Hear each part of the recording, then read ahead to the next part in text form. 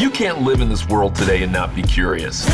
In fact, if ever there was a time to hear from more than the usual suspects, it's now. This is the Carlos Watson Show. Maybe we'll surprise you. Maybe you'll be mad at us sometimes, or inspired. Not only do I hope people will see more with the show, but I hope they'll do more and be more. People, the good stuff starts now. This moment is so strange. Like, everything is so effing weird. Join me and Maggie Siff, the badass you've seen in Billions and Mad Men, as she talks about her marriage. I'm not totally convinced that we would have found each other if we'd done it all, like, in person. How her industry is changing. Talk to me a little bit about what you're experiencing as a woman in Hollywood. Check out the extroverted introvert and her presidential superfan. You do know that's true? Yeah, I do know that's true. Find out what makes Maggie a quiet roar. Okay, today I'm super excited. One of my favorite characters in all of television, Maggie Siff. You know her as Wendy Rhodes on Billions, but maybe you also enjoyed her on Mad Men, Sons of Anarchy. Maggie Siff, welcome to the show. Thank you for joining us. Thank you so much for having me. Yeah, so Maggie, where are you being safe? Where are you sheltering in place during this interesting time? We live in Brooklyn normally, and we are currently in Portland, Maine, where my sister and her family live, and also my mother is a block away. So sometime in March, we decided to come and pot up together and kind of weather the storm. Now you're looking off to the right, which tells me there have been good times and interesting times. Is that right? Obviously, it's kind of like a mixed bag when you kind of go back to your family of origin. Like, I see my mother and my father and my sister and my brother-in-law, every single day. And, it's unprecedented. It's like, when was the last time that happened? So it brings up a lot, but I also have a 6-year-old daughter, and it's just been kind of heavenly for her. But we've always been a really close family, and I love everybody in my family. So this place, and my sister in particular, she's very crafty. So suddenly I'm like knitting and sewing and things that when I'm in New York, I never do.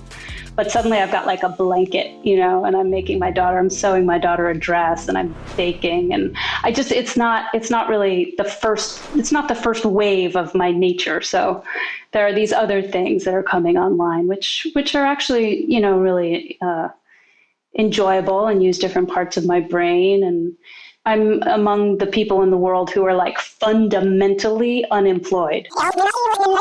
Fundamentally unemployed. So I have to find something. Oh, interesting, because right now all the productions, all the TV productions, even movie productions are shut down. Is that right for you? For the most part, production is shut down, especially in New York, which obviously weathered a real crisis. And, the production and the life of production is trying to figure out how to get back up on its feet. Nobody really knows when that's going to happen. And what will that end up doing to the show?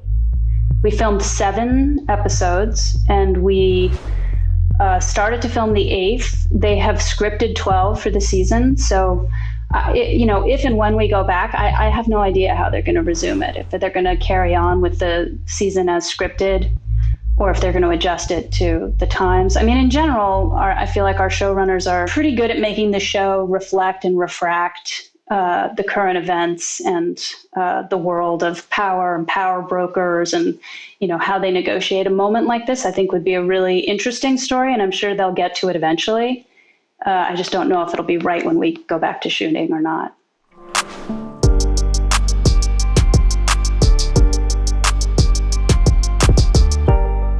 Maggie Siff is best known for her roles on the AMC drama Mad Men, as well as the FX drama Sons of Anarchy. But her Hollywood career has actually spanned more than 2 decades. Yeah, that was me. It was her big break as department store heiress Rachel on Mad Men that made her a recognizable face to viewers. Usually so put together. Then it was her role as Dr. Tara Knowles on Sons of Anarchy, which brought her more attention and acclaim, including 2 Critics' Choice Award nominations.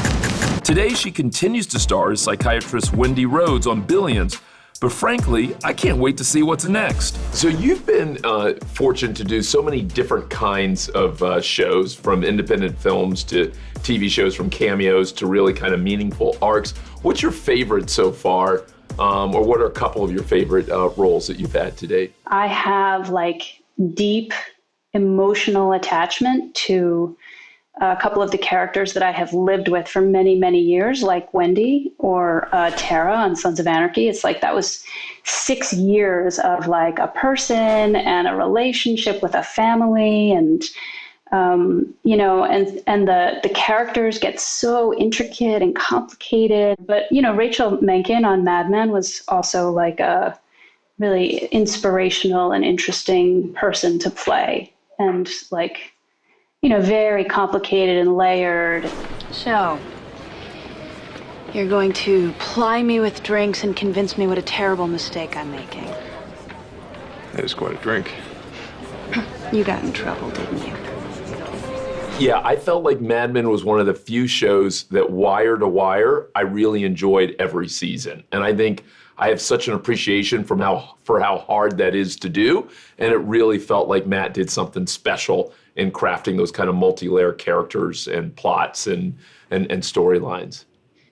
Nobody thought that it was going to be anything or do anything big culturally, like in the way that it did. I think Matt decided to throw everything at it in the first season. And then I think he knew that he was going to have to totally reinvent the wheel going into the second season. He got to reinvent it every 2 years in a way that I think most people don't exactly get to do that in long-form storytelling.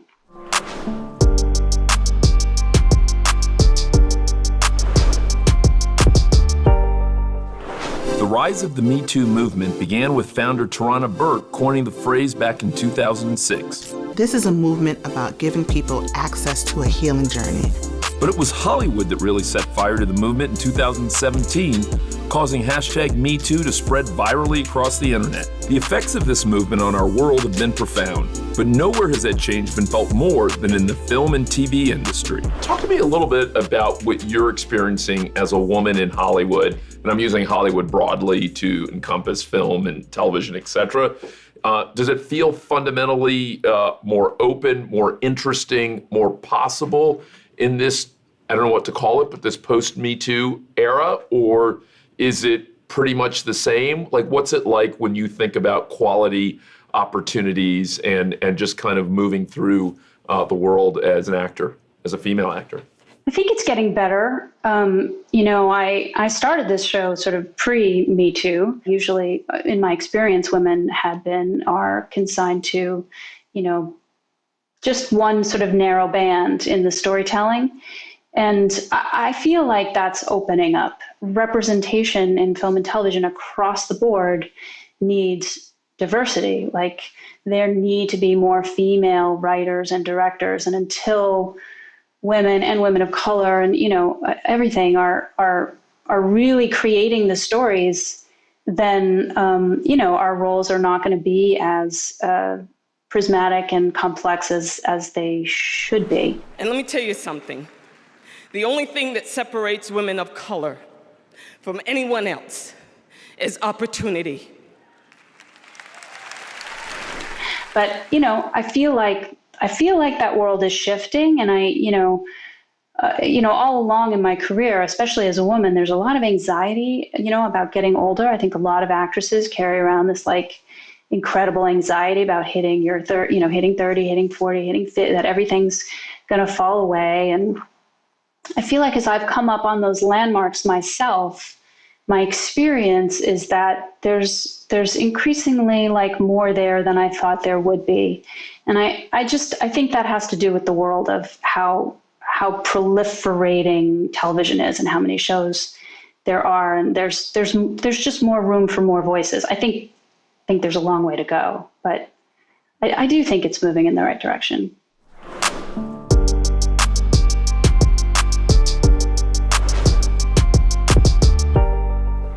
As your star has risen, as you've gotten a chance to do these special things, as you've had your first daughter, if I think about the Maggie today versus the Maggie at 30, how different are those two women? I think as my career has grown more public, I myself have grown more private, especially since having a child. I've never been like an extroverted personality, but I think of like some of the drive and some of the like attack that I could have on the world was more intense. I think now that, I have a career that's kind of moving, and I think I spend more time just carving out the private space and the family space, and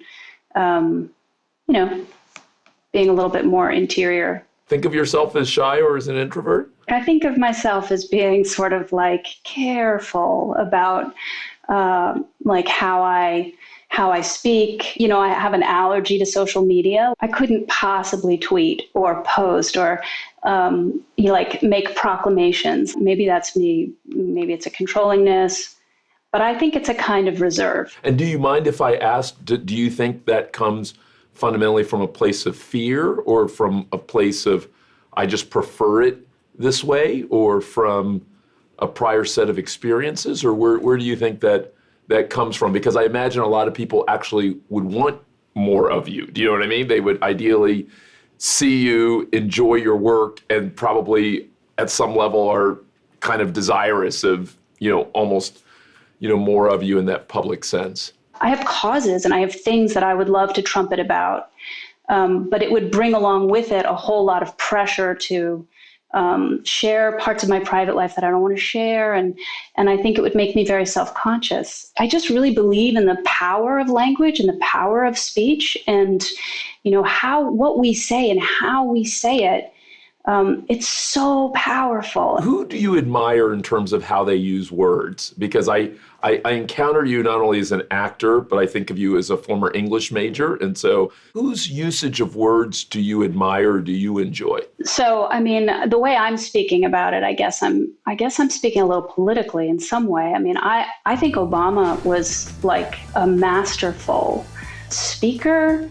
And, when he speaks and when he's speaking off the cuff or when he speaks in interviews, he's extremely careful. Race remains a potent and often divisive force in our society. If you're tired of arguing with strangers on the internet, try talking with one of them in real life. I feel his respect for people at large, and his care. There's careful and there's care, and they're pretty deeply connected in some people. And so I feel that in him and in his wife, like Michelle. I miss them so much.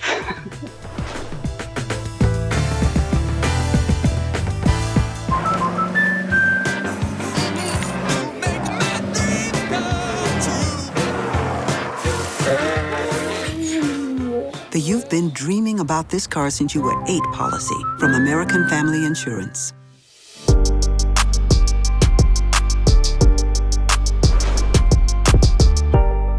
I'm going to take you off stage and off the screen for just a second. And if you don't mind, talk to me. You used a word when you and I were talking beforehand, ally. And I think so much about that word, given all the conversations around racial justice and Black Lives Matter and all of that.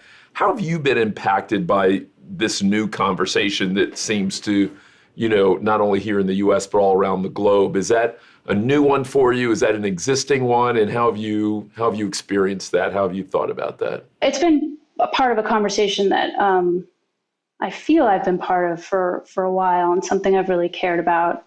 I grew up in New York and I went to public schools my whole life. And even when I was in high school, I remember we were going to protests for how the city was funding schools and the different ways schools in different areas were being funded. And, so it's something that's been on my mind for decades, especially having grown up in the city. And I think what's happening now is so long overdue. I think as a white person, it's there's a lot of virtue signaling going on. And, I think it's really our job to sit and listen and hear what's happening and figure out, in a really thoughtful, careful way, how we can be allies. I can tell you that for me, growing up Black in America, there's a piece that wonders whether or not this will be real and sustainable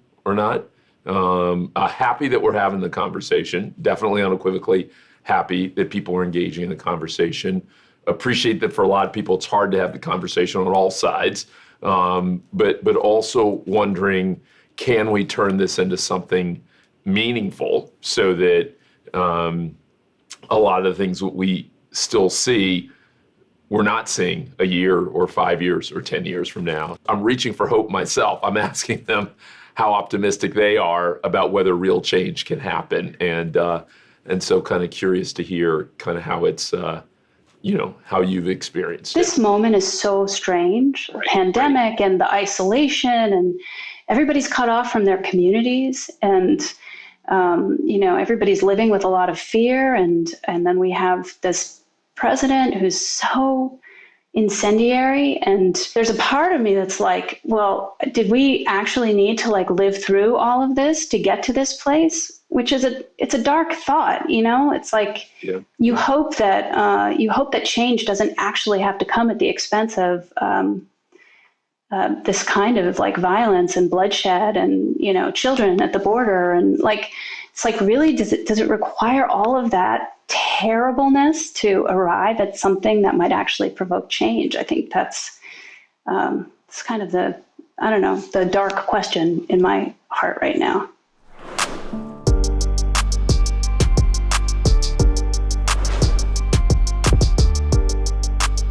How did you and your husband meet? How did you guys come across each other? We met through a friend of ours. He was living in London at the time, and I was living in LA at the time, but we were both in New York at the time that we met. And so we met and hit it off, and then he went back to London and I went back to LA, and we basically corresponded. We wrote emails for the better part of a year. We have hundreds of pages of these letters that we wrote each other in that first year. I'm not totally convinced that we would have really found each other in the way that we did if we'd done it all in person. We're always talking about how do people dream fearlessly, and how do people not only dream but realize those dreams. What have you learned about not only how to envision what you want, but actually to bring it true? What could you share with other people out there who may be trying to chart their own path or move things forward? I think the most important thing is authenticity. And I think that it's really easy to feel like you don't look right, or you don't sound right, or you don't have the right taste in clothes, or you're going to make a fool of yourself if you do something from your most authentic place. And I think that when people actually do that in their careers, a lot of things open up for themselves. But it's an act of courage, I think you have to be really brave. Where did you get your bravery from? How did you come across your bravery? I think I've been really fortunate in my life. I think we need mentors so badly. There's so many people I know, I feel who have so much potential, but never had somebody reflecting back to them at the right moment, what they needed to see about themselves that could really, that they could really do it.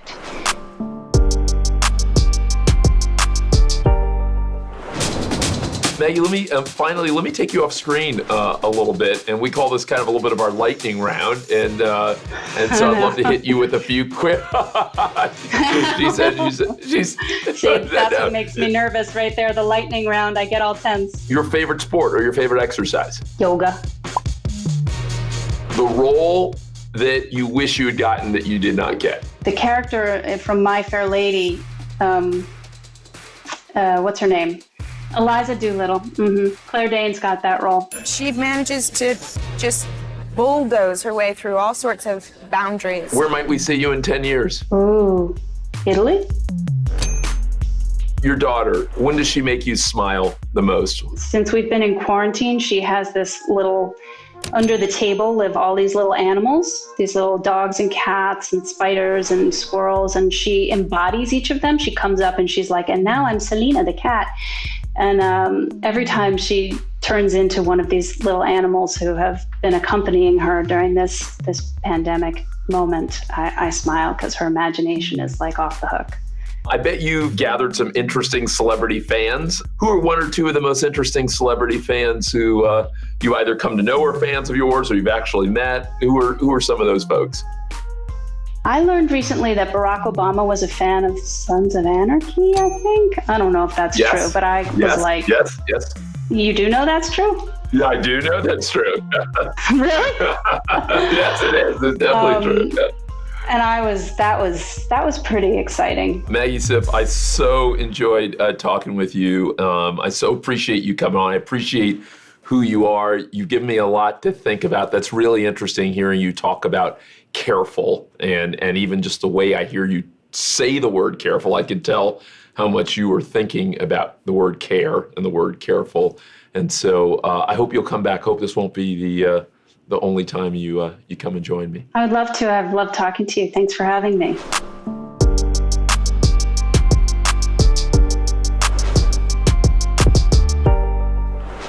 I've been a big Maggie Siff fan. Like, I loved her character on Mad Men and on Billions. And it was interesting meeting her here. She was even more understated than I expected. She was shyer, she was more reserved, she was more careful. I could feel her putting up the armor, kind of saying, only come so close. I don't want you to penetrate too much. And that was really interesting for me to see, because when you think of an actor, you think of someone inhabiting the stage, wanting more spotlight, wanting more shine on them. And it's clear to me that that's not what she wants, and that she's doing it her way. Like, not many people get to be that reserved and still get to be as successful a working actor as she's managed to be.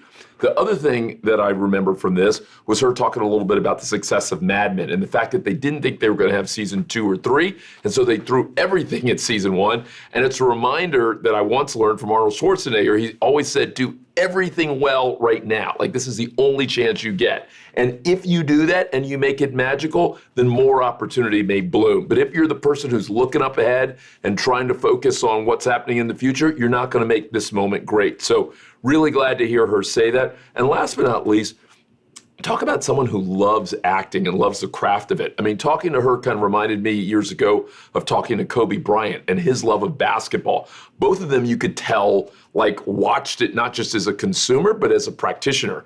And it's not surprising that both of them had parents, both of them had dads, who had done the same thing before, meaning that Kobe's dad was a professional basketball player and Maggie's dad was a professional actor. And so it was a real craft, a real kind of family craft that she probably grew up thinking about a lot. In any case, I hope you enjoyed her as much as I did, and I hope you tune in for more of The Carlos Watson Show. Thanks for joining us.